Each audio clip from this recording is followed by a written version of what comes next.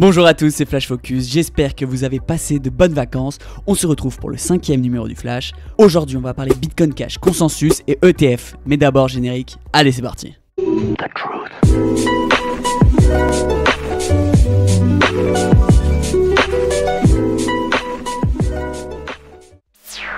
On commence ce journal avec Bitcoin Cash qui est passé à 2 doigts de sa disparition. Le 10 août dernier, un des développeurs du Bitcoin Core a relevé dans le code de Bitcoin Cash une faille qui aurait pu causer ni plus ni moins que sa destruction. Pour rappel, Bitcoin Cash est né d'un hard fork du protocole Bitcoin. Suite à cette histoire, Greg Wright, celui qui se proclame comme le père du Bitcoin Cash et possédant près de 30% du hashrate, souhaite rediriger le coin vers la vision initiale de Satoshi. Et a pour cela annoncé lancer début septembre une nouvelle version du logiciel client Bitcoin Cash, appelée Bitcoin Satoshi Vision. Mais ça fait un peu Jacadi a dit, pas de charcuterie, vous trouvez pas? Seulement, les membres de la communauté Bitcoin Cash ne semblent pas tous partager cette vision, et un hard fork pourrait donc être à prévoir. L'affaire est donc à suivre. Si cette histoire vous intéresse, plus de sources sont disponibles en bas dans la description.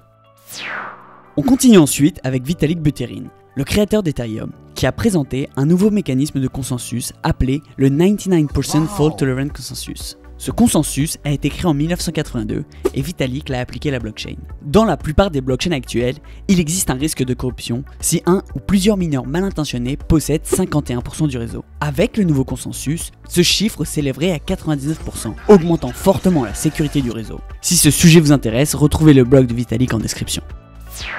On termine ce journal avec la dernière news. Le 22 août dernier, la SEC, la Security Commission Exchange américaine, a refusé 9 ETF. Non, je crois que ça va pas être possible. Les ETF sont des produits financiers qui répliquent à la hausse ou à la baisse la performance d'indices boursiers, comme le CAC 40. Les ETF Bitcoin ont été refusés pour la raison que le marché est encore trop petit et les manipulations du marché encore trop possibles. Les ETF semblent avoir un gros impact sur la valeur des crypto-monnaies. Ce journal est maintenant terminé, j'espère que ce format vous a plu, n'hésitez pas à vous abonner et à lâcher un petit pouce bleu pour aider au référencement de la vidéo. Moi je vous dis à la semaine prochaine pour un nouveau journal, bye.